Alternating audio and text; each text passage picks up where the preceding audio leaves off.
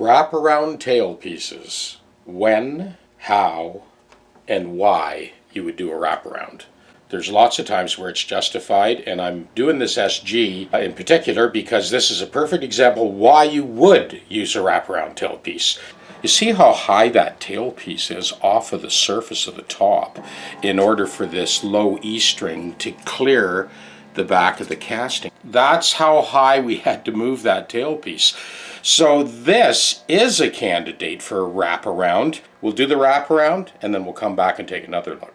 Okay, we're back with this SG, and when you can see that with the lugs for the tailpiece right down tight to the body, so the whole thing is rock solid, you get lots of clearance on the back of that casting.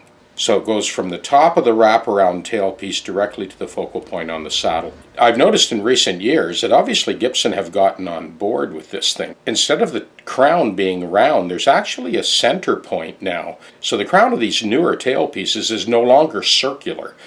It has a ridge along the center of the casting. So in this case, wraparound was a good idea.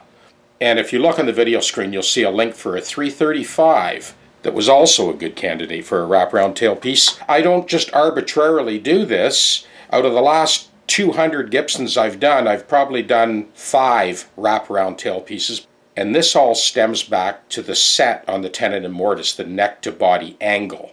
So this guitar was kind of set back a little bit, and that's why you end up having to hike up the bridge so high, which also means that you need to hike up the tailpiece that high. Now the tailpiece is locked right down tight, and we still got beautiful clearance on the back of that casting. This guitar is 100%.